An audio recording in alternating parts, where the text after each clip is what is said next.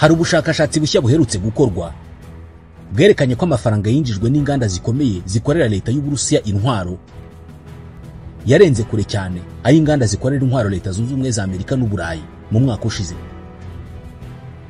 Ibi bigaragaza ko Uburusiya bwakoze intwaro nyinshi kurusha izakozwe n'ibihugu biri muri OTAN.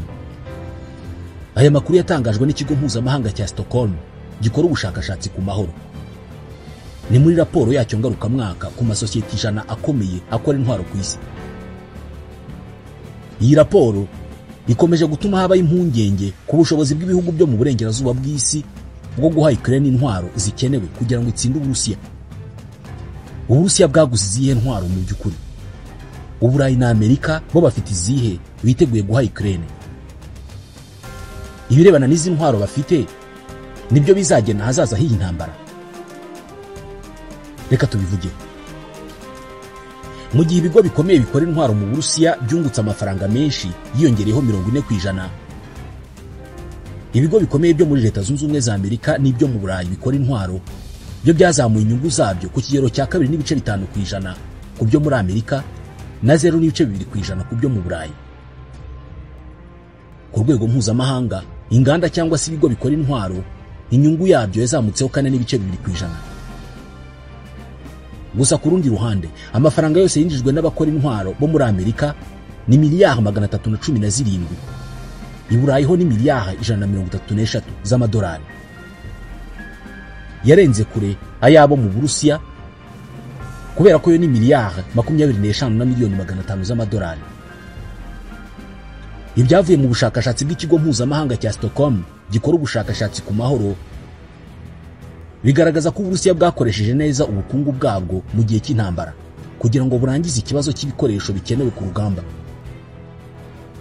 Ibigo bibiri byonyine byo mu Burusiya nibyo byabashije kwinjira mu masosiyete 100 akomeye akora intwaro.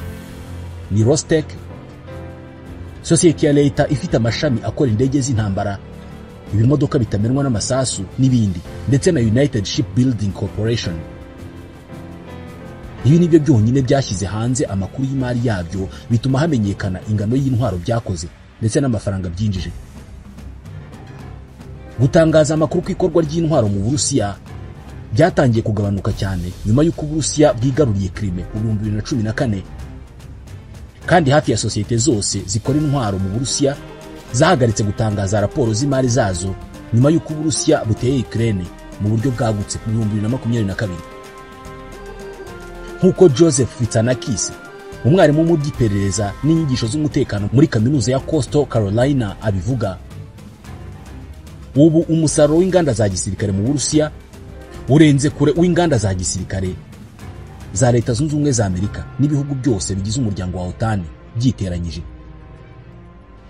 Bishobora kuba bigoye cyane kubyemera, ariko Uburusiya bubifite nk'inshingano niba bushaka gutsinda iyi ntambara urwanamo na Ukraine, kandi Ukraine yifite benshi bayifasha. Ibi birazwi. Mu 2023, 2/3 bya miliyari 632 z'amadolari yinjijwe n'inganda zikora imbunda yari yinjijwe n'inganda zo mu bihugu bitatu, aribyo leta zunze ubumwe za Amerika, Ubushinwa n'Ubwongereza. Muri raporo yo mu kwezi kwa 4 muri uyu mwaka, iki kigo cy'Abanyaswede gikora ubushakashatsi ku ntwaro cyagaragaje ko Uburusiya bwazamuye ingingo y'imari ya gisirikare ku kigero cya 24% mu mwaka ushize, igera kuri miliyari 109 z'amadolari, bingana na 5.9% by'ubukungu bwose bw'Uburusiya.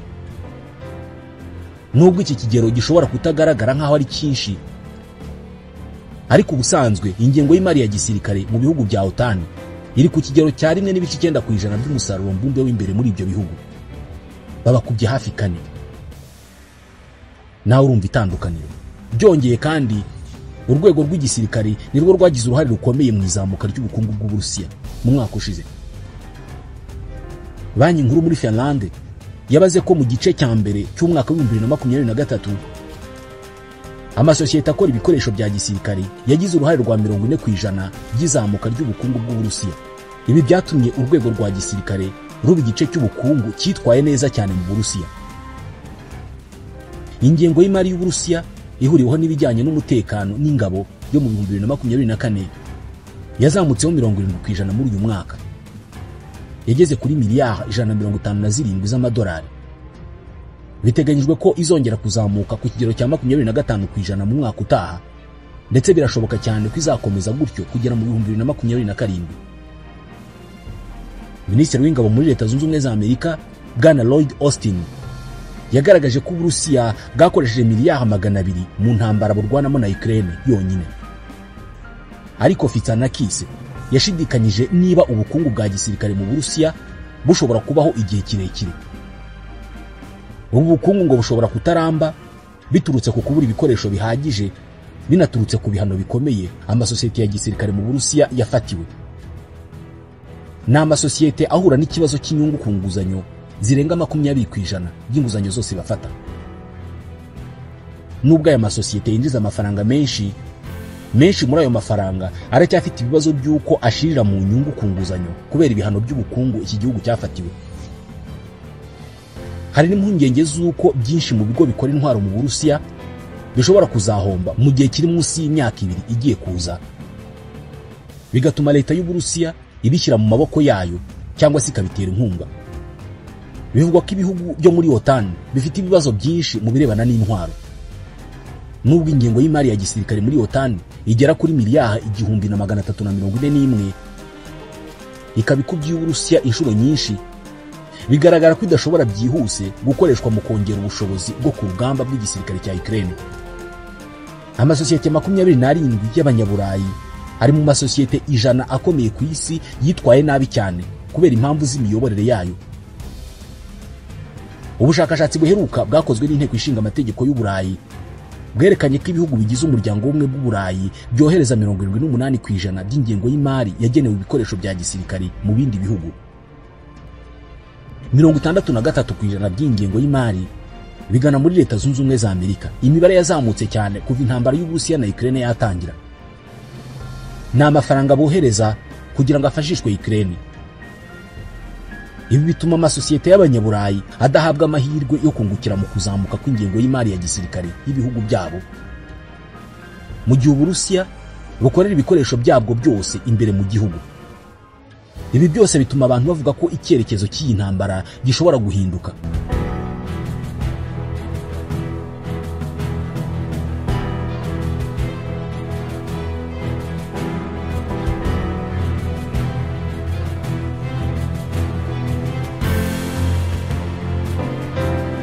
Nyuma yo gusohoka kw'iyi raporo igaragaza ko Uburusiya bushobora kuba bwihagije mu ntwaro, bimwe mu bihugu by'ibihangange bisanzwe bifasha Ukraine ubu byiyemeje kuyiha izindi ntwaro muri iyi minsi mike isigaye kugira ngo ubutegetsi buhinduke muri Leta Zunze Ubumwe za Amerika. Nk'ubu umuyobozi wa guverinoma y'Ubudage Olaf Scholz yasezeranije Ukraine inkunga y'inyongera ya gisirikari ifite agaciro ka $680 z'amadolari. Nyuma y'uko Perezida Volodymyr Zelensky yari yasabye OTAN kumuha icyizere cy'umutekano kugira ngo igihugu cye kibashe kwirwanaho mu gihe Uburusiya bukomeje kugana imbere cyane ku mpande zose ku rugamba. Mu gihe Ukraine yongeye gushyira imbaraga mu kurwana ngo ibungabunga ubutaka bwayo, muri bwo 20% buri mu maboko y'Uburusiya.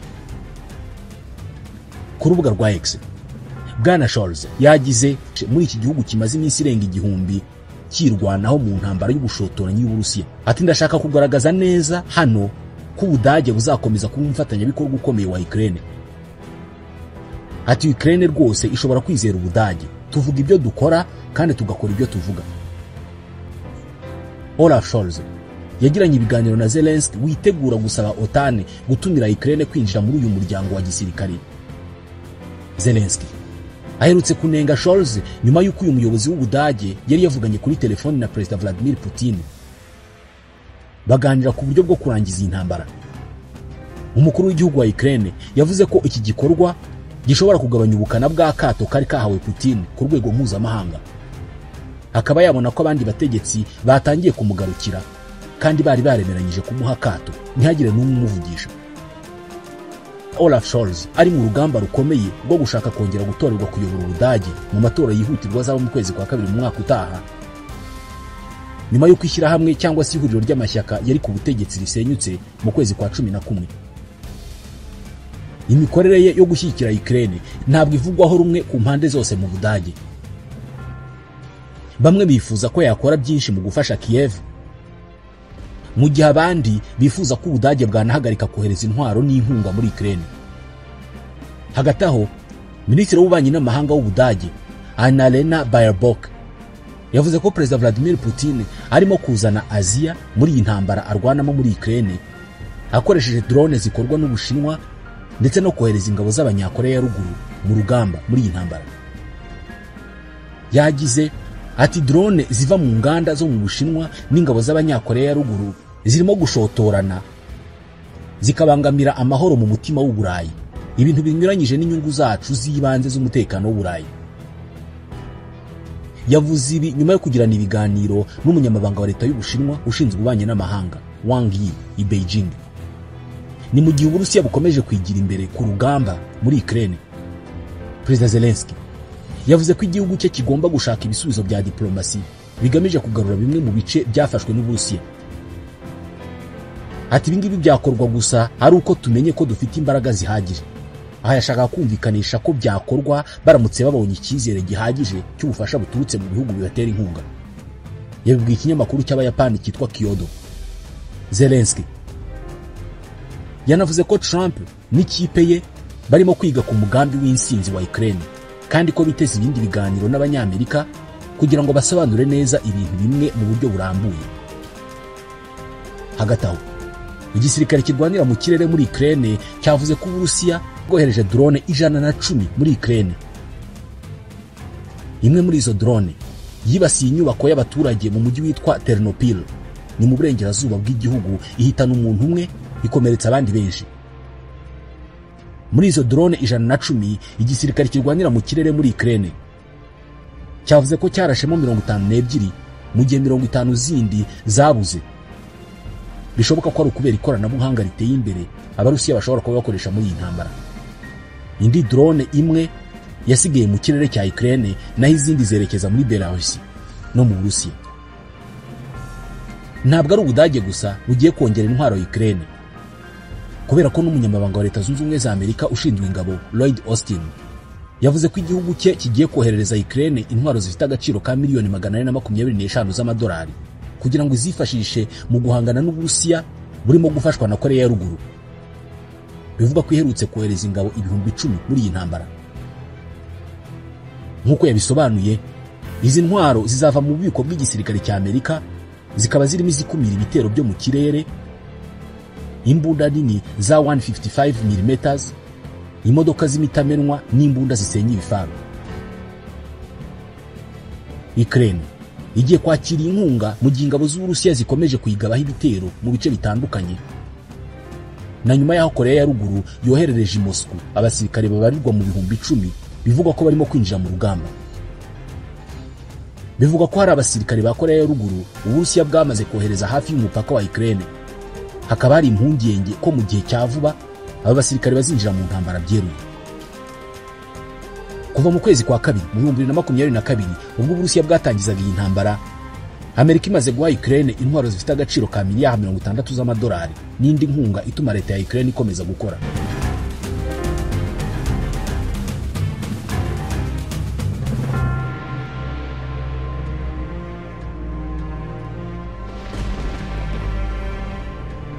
Mu gihe imirwano ishyushye ku rugamba, aho Ukraine yahawe uruhushya rwo gukoresha ibisasu bya misile birasa kure bya ATACMS by'Abanyamerika n'ibisasu byo hasi byo mu bwoko bwa mine antipersonnel. Ni ibihe bintu bishoboka mu nzira yo kurangiza iyi ntambara mu mahoro? Mu gihe cyo kwiyamamaza, Donald Trump ntabwo yigeze atanga ibisobanuro birambuye ku bijyanye n'icyo azakora kugira ngo arangize iyi ntambara. Kandi benshi mu basesengura ibintu bizeye ko umugambi wo kurangiza iyi ntambara ukiri mu nzira. Abategetsi b'i Kiev bakeka ko perezida mushya watowe muri Leta Zunze Ubumwe za Amerika azatangiza ibiganiro hagati y'Uburusiya na Ukraine, aho Perezida Zelensky yagaragaje icyifuzo cyo kurangiza iyi ntambara mu mwaka utaha binyuze mu nzira za diplomasi. Ariko si bisobanuye iki? Ni iki gishobora kuvuka mu biganiro nk'ibi ngibi niba ibyo biramutse bibaye? Cyangwa se niki kirimo gukorwa muri Leta Zunze Ubumwe za Amerika gishobora guhagarika iyi ntambara cyangwa se kikazana izindi mpinduka zikomeye. Ku rubuga rw'intambara, ingabo z'Uburusiya zirimo ziratera ziva mu burasirazuba bw'akarere ka Donbass zigana mu mujyi witwa Kupiansk, ni mu karere ka Kharkiv mu majyaruguru ashyira uburengerazuba bwa Ukraine, ndetse no mu mujyi wa Zaporizhia, umujyi munini wo mu majyepfo ashyira uburasirazuba. Mu kwezi kwa 10 Uburusiya bwigaruriye ibindi birometero kare 500 by'ubutaka bwa Ukraine. Aha ni ahantu batari barigaruriye kuva mu kwezi kwa 3 mu 2022 mu ntangiriro z'iyi ntambara. Nk'uko Perezida Zelensky abivuga, 27% by'ubutaka bwemewe n'amahanga ko bugize igihugu cye ubu ngubu buri mu maboko y'Uburusiya. Crimea n'utundi duce two mu burasirazuba bw'icyo gihugu byigaruriwe n'Uburusiya mu mwaka wa 2014. Bivugwa ko ubutegetsi bw'i Moscow burimo kwitegura kwirwanaho mu karere ka Kursk bukoresheje ingabo zaturutse muri Korea ya Ruguru. Ukraine yigaruriye igice cy'aka karere mu kwezi kwa 8 ubwo yagabaga igitero gitunguranye kandi yarahagumye kugera n'ubu ngubu. Iyi ni imwe mu nzira Ukraine ishobora kwifashisha mu kumvikana n'Uburusiya mu gihe haba ibiganiro by'amahoro. Abenshi mu bashakashatsi n'abavugizi b'igisirikari babwiye ibitangazamakuru bitandukanye ko ubutegetsi bwa Kremlin burimo kwihutisha ibiganiro by'amahoro bishobora gutangira mu gihe Trump azaba amaze kugera ku butegetsi mu kwezi kwa mbere mu mwaka utaha. Birakekwa ko Perezida Putin ashobora kuba ashaka kugera ku mipaka y'uturere twa Donetsk na Luhansk, cyangwa se agafata n'umurwa mukuru w'utundi turere nka Zaporizhia. Icyemezo cy'ubutegetsi bwa Biden cyo kwemerera Ukraine gukoresha ibisasu bya missile bya attack missile birasakure mu gihugu cy'Uburusiya cyahinduye byinshi mu ntambara. Ukraine yahawe mwene ibi bisasu kuva intambara yatangira, ariko ntabwo yabikoresheje. Mu byumweru 2 bishize, Perezida Biden yahaye ubutegetsi bwa Kiev uburenganzira bwo gukoresha ibyo bisasu mu gutera Uburusiya. Ibyo ubutegetsi bw'i Moscow bwise gusuka peteroli ku itanura ry'umuriro. Abashakashatsi bavuga ko attack missile zishobora kurenga ibirometero 300 zizafasha cyane Ukraine, ariko ntabwo zizahindura amahirwe yo gutsinda iyi ntambara mu buryo bugaragara. Kuri bo, Uburusiya bwakoze imyiteguro ihagije yuko Ukraine ishobora kuzemererwa gukoresha izo missile, kandi birashoboka cyane ko bwabonye umwanya uhagije wo kwimurira ibikoresho byabwo kure y'umupaka na Ukraine.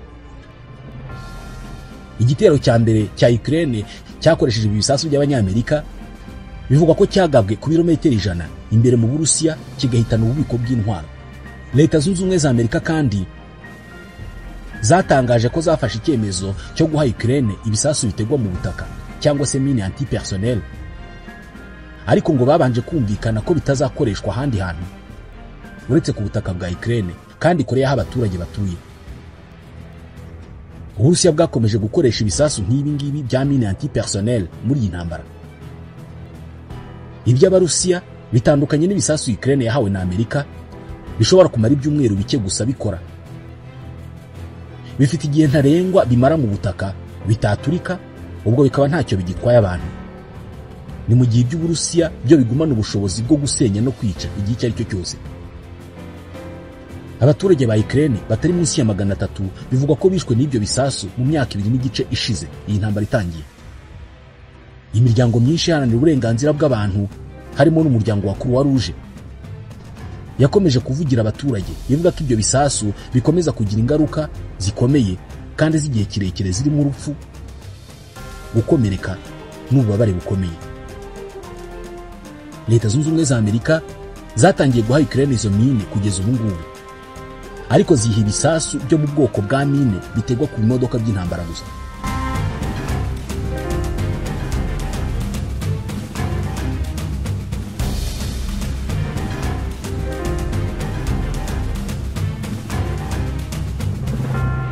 Umugaba mukuru w'ingabo z'Ubwongereza mu kwezi kwa 10 yavuze ko Uburusiya bwapfushije ndetse bukomerekesha abasirikari ba mbere benshi mu kwezi kumwe kuva intambara yatangira.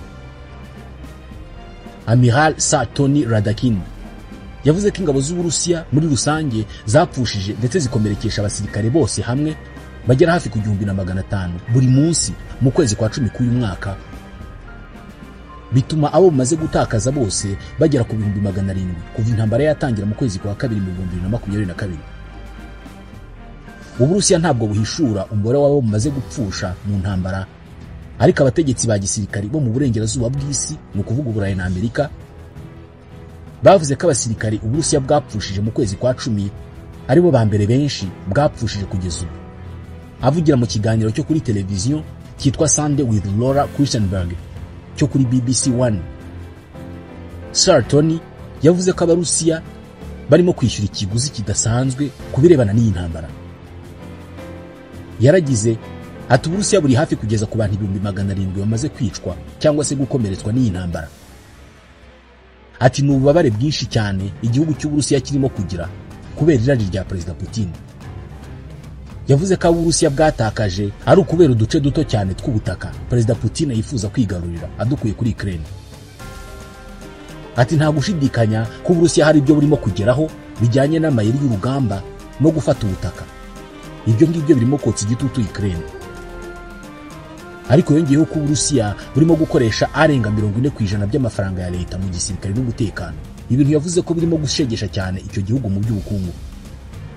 Mu gihe inshuti za Perezida wa Leta Zunze Ubumwe za Amerika watowe Donald Trump zishimangira ko Perezida wa Ukraine Volodymyr Zelensky bishobora kuba ngombwa ko ahara cyangwa se ari ku butaka bwa Ukraine bwigaruriwe n'Uburusiya kugira ngo intambara irangire, uyu mugaba mukuru w'ingabo z'Ubwongereza yashimangiye ko inshuti za Ukraine zo mu burengerazuba bw'isi zikomeje rwose ngo zizayishyigikira igihe byamara cyose.